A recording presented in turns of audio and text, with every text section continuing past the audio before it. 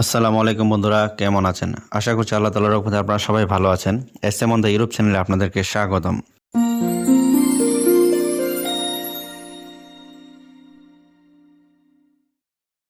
বন্ধুরা, আজকে আমি আপনাদের জন্য খুবই গুরুত্বপূর্ণ একটি ভিডিও নিয়ে আসলাম। যারা 2026 সালে ইতালির ফ্লুসিতে জমা দিবেন তাদের জন্য আজকে ভিডিওটি খুবই গুরুত্বপূর্ণ।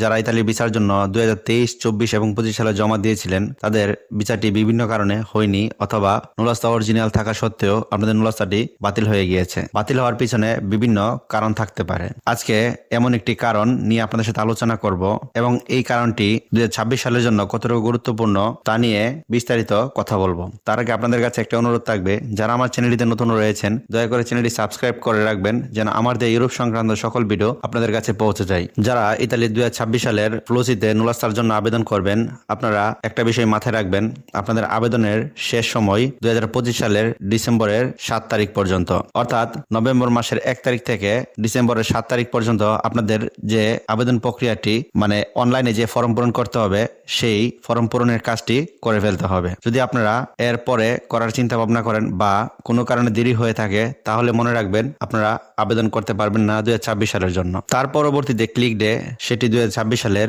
জানুয়ারি থেকে শুরু হয়ে ফেব্রুয়ারি পর্যন্ত থাকবে, সেটির ধাপ পরবর্তীতে। কিন্তু এর আগে আপনাদের ফর্ম ফিল আপের কাজটি শেষ করে ফেলতে হবে। যারা 2023, 24 এবং 25 সালে ইতালির নুলাস্তা পেও ভিসা পাননি, এর মধ্যে সব থেকে গুরুত্বপূর্ণ কারণ হলো বাসার আলেজ্য বা আপনার বাসার ঠিকানা। আগে এই আবেদনটি করার সময় আপনাদের বাধ্যতামূলক এটি জমা দিতে হতো না, কিন্তু এটি জমা না দিয়েই আপনার নুলাস্তাটি বের করে ফেলতো। ফলে অনেক ভাইরা ইতালিতে আসার পরেও কোনো কাগজপত্র ঠিক করতে পারেননি বা মালিকের কাছে না গিয়ে তারা বিভিন্ন আত্মীয় স্বজনের কাছে চলে গিয়েছে। বাংলাদেশের যেসব ভাইরা ভুক্তভোগী রয়েছেন, যাদের নুলাস্তাগুলো বাতিল হয়েছে, তাদের বাতিল হওয়ার পিছনে এই আলেজ্য বা বাসার ঠিকানাটি সবচেয়ে গুরুত্বপূর্ণ। আগে এটি ফরমের মধ্যে শুধু উল্লেখ করে দেওয়া হতো যে আপনি এই ঠিকানায় এই মালিকের কাছে যাবেন। আলেজ্য বা বাসার ঠিকানাটি 2026 সালের জন্য বাধ্যতামূলক করে দিয়েছে। যদি ইতালিয়ান মালিক কোনো একটি শ্রমিককে বাংলাদেশ থেকে নিয়ে আসতে চায়, তাহলে তার নামে আলেজ্য তৈরি করে জমা দিতে হবে। তার মানে আপনারা বুঝতেই পারছেন যে আপনারা ইতালিতে আসার পর সরাসরি আপনাদের মালিকের কাছে যেতে হবে। এই মালিক আপনার সকল ডকুমেন্ট তৈরি করে দেবে। আর এই আলেজ্যের জন্য প্রেফেক্তুরা বারবার বিগত বছরের নুলাস্তাগুলোকে বাতিল করে দিয়েছে বা ওইগুলোকে পুনরায় আবার হালনাগাদ করার চেষ্টা করছে। এখন যারা 2026 সালে জমা দিবেন, তারা একটা কথা মাথায় রাখবেন, আপনাদের মালিক যখন আপনাদের পাসপোর্টটি জমা দিবে ইতালির নুলাস্তার জন্য, এর সাথে আপনাদের বাসার আলেজ্য বা ঠিকানাটি বাধ্যতামূলক করে জমা দিতে হবে।